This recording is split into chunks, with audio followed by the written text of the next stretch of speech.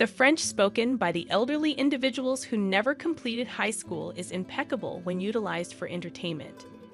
As I was on the verge of passing Aubrey, my eldest son's wife, she discreetly shared a remark with us, ensuring that only we could hear. The smirk on her face, mocking us, seemed inappropriate for a bride on her wedding day. It turned out that the surprise speech we were asked to give for Tyler, our eldest son, was a trap set by Aubrey to embarrass us. Aubrey consistently looked down on us for having only completed middle school and seized every opportunity to insult us. Being a proud Ivy League graduate, she often made remarks like, "For someone who is a high school dropout." When she suggested our participation in the wedding the day before, she might have intended to make a joke out of us in front of her relatives. Perhaps she believed that high school dropouts wouldn't be able to deliver a proper speech in French. Despite her expectations of feeble attempt at showcasing broken and incomprehensible French, we reassured our eldest son that we were prepared. Determined to stand up against Aubrey's disrespectful attitude, I took hold of the microphone. My name is Violet, and I'll be turning 70 this year. Despite facing hardships growing up, we now lead ordinary lives like any other family. We've always been protective of our eldest son, wanting to shield him from the struggles we endured. Our sacrifices seemed to pay off when he decided to marry Aubrey. Unfortunately, their wedding posed new challenges. When we first met Aubrey, she gave off a modest and gentle impression, making us thrilled about our son marrying such a wonderful person.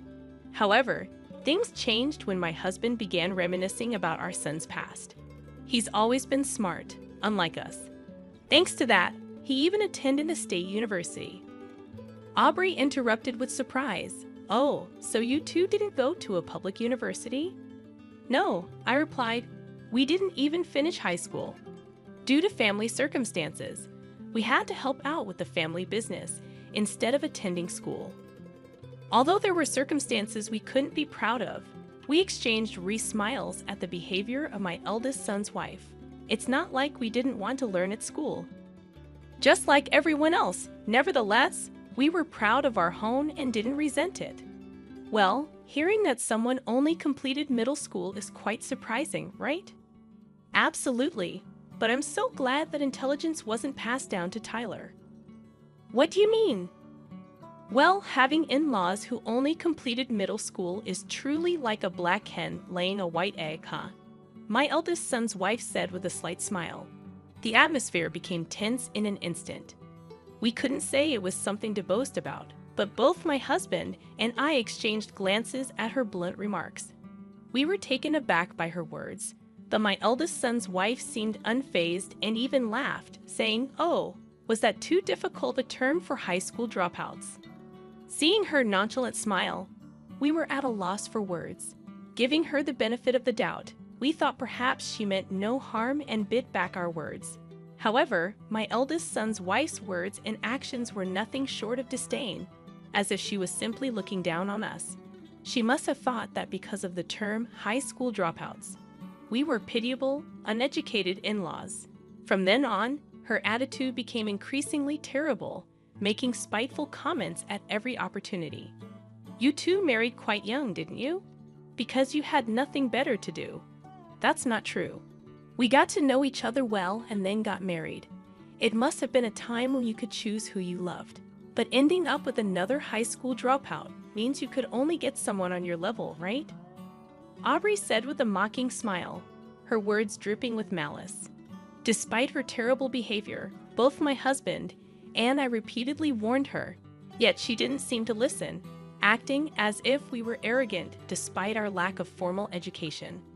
In front of Tyler, she would act somewhat well-behaved, but when he wasn't around, she'd become brazen, openly voicing her criticisms. It's true, my eldest son graduated from an Ivy League school, but her behavior made it clear that academic achievements don't necessarily reflect one's character. As the wedding preparations progressed, her attitude only worsened. When she occasionally came to our house and we have dinner, she'd say things like, "Oh, even someone with just a middle school education can cook, huh?" Looking over the meal I prepared, another time she remarked, Even with just a middle school education, you live in such a nice house. Maybe it's because your son is so accomplished. Her tone suggested as if we were dependent on my eldest son. Aubrey, don't be disrespectful to my dad. This house was bought with his earnings. Tyler is so kind. He probably helped out a lot, right? Even when Tyler noticed and tried to intervene, Aubrey just brushed it off, saying, "I didn't mean any harm," she said, all the while smirking at us. When I looked into her condescending eyes, I could only feel malice. Even when my eldest son tried to correct her behavior, she assumed I had tattled on her and seemed annoyed. He can't possibly earn enough to build a house just because he dropped out of high school. That's what my friends say too. To make matters worse, my eldest son's wife had been spreading baseless rumors around town, claiming that we were leeching off our son's earnings and living a luxurious life at his expense. We were at our wits' end with her insensitivity. Don't expect me to take care of you just because I married your son, okay? I just became a family with Tyler not to deal with burdens like you. You're preaching to the choir. We wouldn't want someone who can spout such harsh words to look after us anyway. You're in denial. Oh, by the way, I hope you've given up on the idea of relying on Tyler. Please don't be a bother any longer. No matter how many times we clarified, Aubrey seemed convinced that we intended to continue relying on my eldest son, constantly keeping us in check every time we met. Even when we told her that wasn't the case, she wouldn't listen, leaving me with nothing but sighs, with even the atmosphere around the upcoming wedding becoming tense. Aubrey came to us with a request. She wanted us to give a speech as part of the entertainment during the wedding. We've taken some money from you both for the wedding, so we'll let you attend. But in return, can you do me a favor? And I want it to be a surprise for Tyler. It's kind of last minute to be telling me this, you know. I forgot. I'm sorry, but it's already scheduled, so I can't change it. A speech, huh? Well, if that's all you want, I guess it's fine. Despite her biting words, I resigned myself to the fact that arguing was futile and reluctantly agreed. Given the request for a 10-minute speech from the groom's parents, we were skeptical but agreed. Surely she won't try to mess with us during the speech.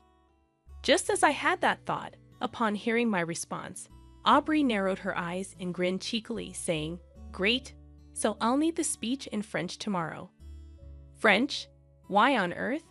Taking aback, I asked, and she looked down at me with a smug expression. Seeing that expression, I realized once again that she held nothing but malice towards us. I was truly disappointed. A lot of my friends, like me, are Ivy League graduates. I don't want to be looked down upon just because my in-laws drop out of high school. But even if they're elites, there's no reason the speech has to be in French, right? Think about how the other guests would feel. Oh, right. I guess French might be too much for high school dropouts. It must be embarrassing. Making excuses, huh? With her constant sarcasm and forceful attitude, she left us with a warning to keep our promise and walked away. I glanced at my husband with a troubled look, and he just shook his head in silence. While we were pondering our next move, a call came from Tyler. "Mom, are you okay? Is everything all right?" "Yes, everything's fine. What's up?" "I heard from Aubrey that you guys are going to help make the wedding special." I was worried she might have caused more trouble for you. He sounded apologetic as he said that. It seemed he had called us out of concern for Aubrey's excessive behavior. I wonder if choosing Aubrey as my life partner was a mistake. I never thought someone could change so much just because of their educational background. My eldest son voiced such doubts. I couldn't bear to see my beloved son, who never boasted about his education and grew up to be such a kind-hearted individual, worry any further. My husband and I exchanged a knowing glance and nodded in agreement. "We're fine, honey. Don't worry about a thing.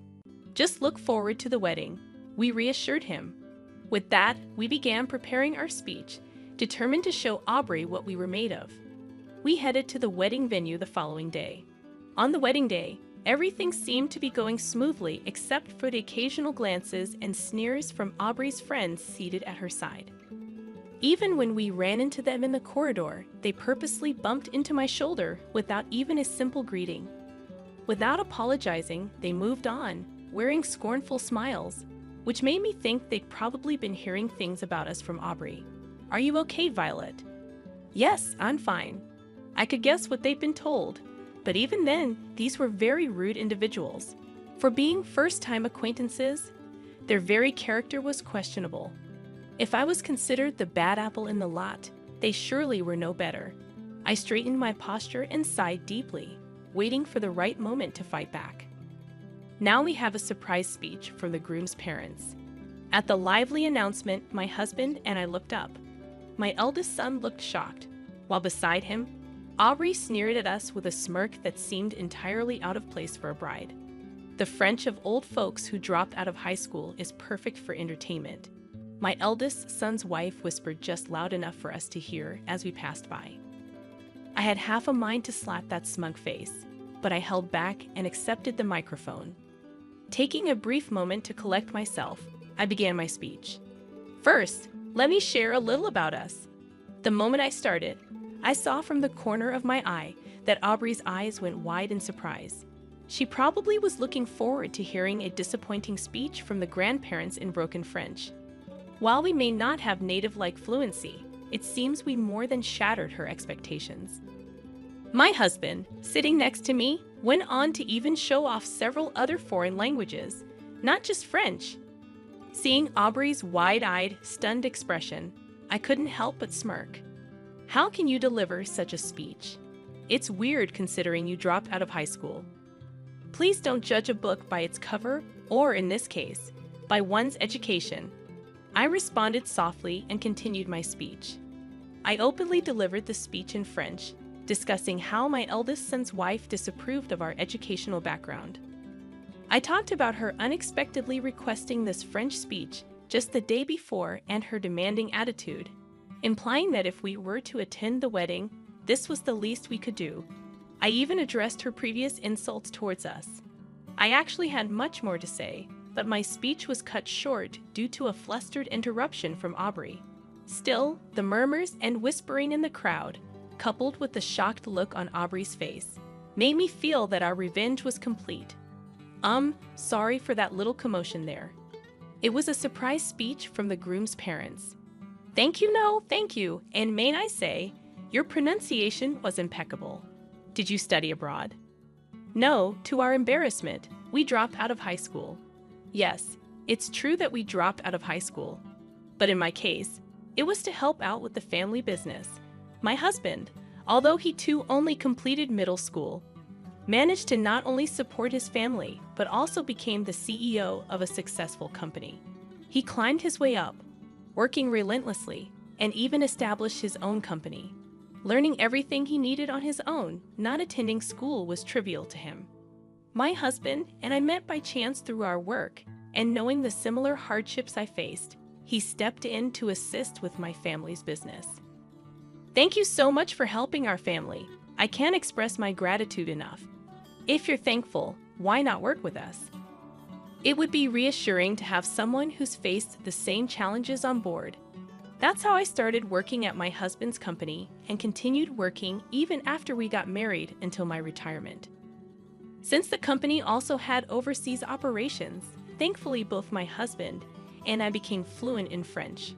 I finished off by saying to Aubrey with a smile, it was the bride who asked us to deliver this speech in French at this wonderful venue.